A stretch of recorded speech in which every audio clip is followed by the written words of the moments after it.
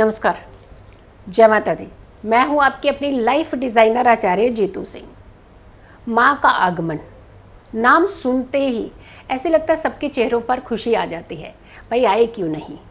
माँ एक वर्ड ही ऐसा है, एक अक्षर ही ऐसा जिसके अंदर पूरी एनर्जीज़ हैं, यानी एनर्जीज़ के साथ साथ वो सुख है, वो शांति है जिसकी हर कोई शायद कल्पना ही करता है।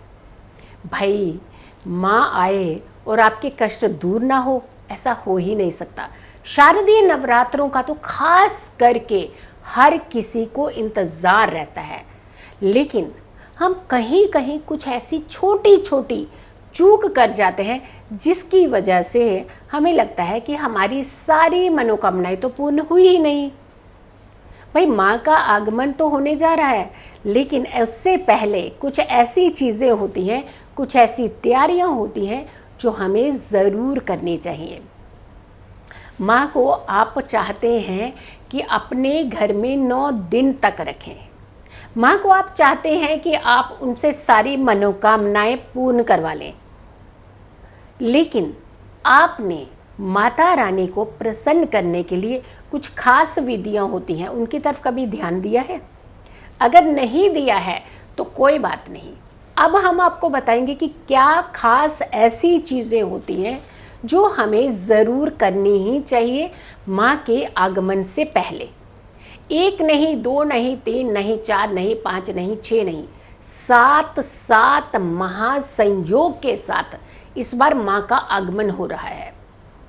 वैसे तो कहा जा रहा है कि घोड़े पर सवार होकर के आ रही हैं माँ, तो बहुत सारी ऐसे उथल पुथल जैसी सिचुएशन बन सकती है, लेकिन माँ जब आती है तो अपने बच्चों को तो सबसे पहले ही सुरक्षित रखती है।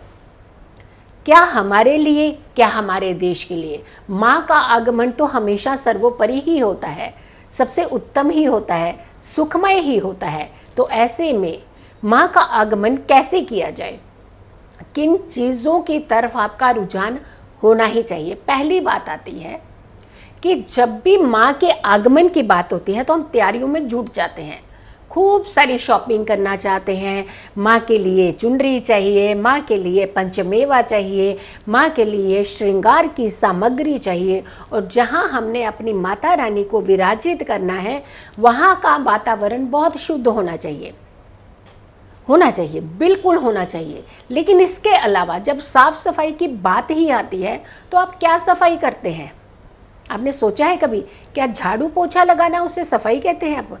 नहीं, शुद्धता यानी आंतरिक शुद्धि सबसे पहले, अंतर आत्मा की शुद्धि सबसे पहले, और उसके बाद बाहरी शुद्धि। हम लोग क्या कहते हैं कि अभी बहुत गुस्से में झाड़ू लेकर के पूरी सफाई कर देते हैं, लेकिन हम ये भूल जाते हैं कि गुस्से में तो माँ पसंद ही नहीं करती आना, रहना पसंद कैसे करेगी? नहीं, क्योंकि कंफर्टेबल जब होंगी तभी तो वो आपके साथ रहना पसंद करेंगी। वैसे तो माँ को सारे बच्चे ही प्यारे होते हैं, लेकिन ज़्यादा लगाव किसकी तरफ ज़्यादा होता है? जो बहुत ज़्यादा चिड़चिड़ा रहता है, क्या उसकी तरफ होता है? नहीं, थोड़ा सा कटती हैं, थोड़ा दूर रहना चाहती हैं, ताकि कहीं पता नहीं कौन से वर्ड्स कैसे बोल दें। होता है ना, एक अमूमन भी हम अपने घरों में ये चीज़ करते हैं। लेकिन जब हम माँ के आगमन की बात कर रहे हैं तो शुद्धता की बात करते हैं, शुद्धि की बात करते हैं।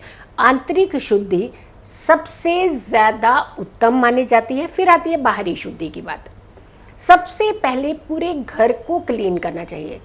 हम लोग सामने सामने जो होता है, ड्राइंग रूम है या फिर जहाँ मंदिर होता है, उसे बहुत अच्छी तरह से साफ कर लेते हैं, लेकिन कॉर्नर्स, कोने, स्टोर रूम, डंप रूम जिसे हम कहते हैं कि बहुत सारा सामान आप डंप कर देते हैं वहाँ पे, क्या उससे कभी आपने साफ़ किया है? उन्हीं को पहले साफ़ कीजिएगा, क्योंकि नेगेटिव एनर्जीज वहीं से क्रिएट होती हैं। तो ऐसे में आपने जब सफाई का रुझान करना है तो पूरे घर को ही क्लीन करना है, और पूरे घर का मतलब होता है कि पहले अपने घर की साफ सफाई कीजिए, फिर शुद्धि कीजिए, और शुद्धि करने के लिए अपनी अंतरात्मा की शुद्धि सबसे पहले कीजिए कि किसी के प्रति द्वेष नहीं रखना है, किसी के प्रति आपने एक कोई ऐसी भावना नियत नहीं रखनी है जो कोई देखे या ना देखे, लेकिन आप तो देख रहे हैं, माता रानी तो देख रही है, ऊपर वाला तो देख रहा है। तो ऐसे में ऐसी भावनाएं सबसे पहले दूर कर दीजिए। अच्छा सोचना है, सबके बारे में अच्छा सोचना है, इनफैक्ट अपने बारे में भी बहुत अच्छा सोचना है। और जहाँ हमने अपनी माँ को बुलाना है उस घर के वातावरण के बारे में बहुत अच्छा सोचना है। जब आप घर की पूरी सफाई कर लें, पूरे घर में गंगा जल का छिड़काव ज़रूर कीजिएगा। पवित्रता का बहुत ध्यान रखा जाता है। और फिर हम एक सफाई तो कर देते हैं, चलो मैंने स्टोर रूम का भी कहा, आप वहाँ सफाई कर दीजिए। फ्रिज के अंदर बहुत सारी तामसिक भोजन पड़ा रहता है, तो वो हम क्या करते हैं कि चलो अब नीचे हम फ्रिज में यूज़ नहीं करेंगे, फ्रोज़न में कौन देख रहा है, फ्रोज़न में थोड़ी ना किसी की नज़र जाएगी। भाई आप ही की तो नज़र जा रही है, आपको तो मालूम है आपने क्या रखा हुआ है। अगर आपने अपने घर में घट स्थापना करनी है तो सबसे पहले अपने फ्रिज को भी साफ़ कीजिएगा, तामसिक भोजन वहाँ से बिल्कुल हटा दीजिएगा। अगर जो लोग व्रती होते हैं वही सारी चीज़ें रिचुअल्स फॉलो ना करें, बाकी पूरा परिवार भी उस रिचुअल्स को फॉलो करें। पूरे घर की सफाई मीन्स आपके स्टोर रूम भी, आपकी फ्रिज भी, आपकी माता रानी का वो कमरा भी जहाँ आप माता रानी को विराजित करना चाहते हैं, और ख़ास करके अपना शयन कक्ष भी पूरा साफ़ करना होता है। तो कुल मिलाकर के सफाई की बात आ रही है तो पूरे घर को साफ़ करना है। साफ करने के बाद सूर्य अस्त से पहले पहले, जिस दिन मान लीजिए दूसरे दिन माता रानी का आगमन है, 17 तारीख का माता रानी का आगमन है, तो 16 की सूर्य अस्त से पहले पहले पूरी साफ सफाई के बाद आपने अपने घर की दहलीज के दोनों तरफ स्वास्तिक बना देने हैं सिंदूर से, यानी रोली से। लाल रंग की रोली का प्रयोग करना है और आपने दोनों तरफ स्वास्तिक बना देने हैं। अगर ये स्वास्तिक घर की मुखिया, महिला मुखिया बनाती हैं तो ये अति उत्तम माना जाता है। और इनफैक्ट किसी कारणवश से अगर महिलाएं घर पर नहीं हैं या कहीं बाहर है, दूसरे दिन आने वाली हैं, तो घर के बड़े मुखिया भी, इस पुरुष भी इसे स्वास्तिक को बना सकते हैं। और स्वास्तिक बनाना कहाँ है, एक तो अपने सिर के, अपने जो आपका सर, आप बाहर की तरफ खड़े हो जाइए और घर की ओर मुख कर लीजिए। जहाँ आपकी हाइट है, हाइट के यानी सिर के ऊपर से आप ये अपनी 3 उंगली और जगह छोड़ दीजिए, तो वहाँ आपने स्वास्तिक बनाना है। सबसे पहले बाईं तरफ का स्वास्तिक बनाना है, फिर राइट हैंड का स्वास्तिक बनाना है। और जो स्वास्तिक बनाए, सबसे पहले स्वास्तिक बनाते हुए यही कल्पना करें कि मेरी माता रानी कल यहाँ आ रही है, कल हमारे घर में विराजित होंगी। तो ये आपके स्वागत का पहला कदम है हमारे घर में। और उसके बाद स्वास्तिक बनाने के बाद आप अंदर चले जाइए, घर के अंदर चले जाइएगा। घर के अंदर जाने के बाद जहाँ आपने माता रानी को विराजित करना है दूसरे दिन, यानी 17 तारीख को जब माता रानी आपके घर में आएंगी, विराजित करेंगे उन्हें, वहाँ उस जगह के ऊपर भी आपने एक स्वास्तिक ज़रूर बनाना है। उस जगह को छोड़ दीजिएगा, क्योंकि आपने उस जगह को पवित्र करते हुए, शुद्धता देते हुए, उसे एक पॉजिटिव एनर्जी देते हुए, क्योंकि वहाँ आपकी माता रानी आएंगी, माँ आएंगी आपके पास आपकी सारी बातें सुनने, आपकी सारी मनोकामनाएं पूर्ण करने। तो ऐसे में एक स्वास्तिक आपने वहाँ पे बना देना है। ये रिचुअल आपने ज़रूर करना है। फिर आती है कि बात, हमने बहुत सारा सामान ले आते हैं खरीद के, ये है वो है, बहुत सारी चीज़ें। सामान भले ही कम हो, लेकिन सम्मान ज़रूर होना चाहिए। सम्मान अगर कम रह गया तो आपका, सोच लीजिए, जितना सामान आया है वो सारा व्यर्थ हो जाएगा। यानी घर की महिलाओं का सम्मान ज़रूर करें। हमने पुरुषों को भी देखा है, बहुत व्रत रखते हैं, व्रती होते हैं, बहुत अच्छे से निष्ठा से करते हैं, लेकिन घर में लड़ाई झगड़ा कर देते हैं कई बार पत्नी से। और पत्नियां भी, हमने बहुएं भी देखी हैं कि बहुत अच्छे से व्रत रख रहे होते हैं, सारी साफ सफाई, पूरा तामझाम, जो करना चाहती है सब करती हैं, लेकिन सासू माँ का दिल दुखाया होता है उन्होंने। तो आप ये सोचिए कि एक माँ को तो आप तकलीफ़ दे रहे हैं और दूसरी माँ को आप मनाने जा रहे हैं। भाई पहले तो घर की माँ को ही मनाइए ना। घर की माँ को सबसे पहले आदर सम्मान दीजिए, घर की महिलाओं को सम्मान दीजिए, घर की महिलाओं का आदर कीजिए, उनकी केयर कीजिए। आप ये नहीं कि आप एक महिला हैं तो आपको तो सबसे पहले ये चीज़ आनी चाहिए कि दूसरी महिला का सम्मान करना।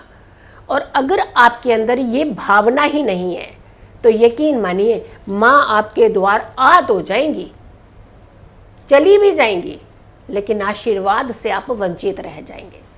तो इसीलिए ये भावनाएं रखते हुए यही है आपकी तैयारियां।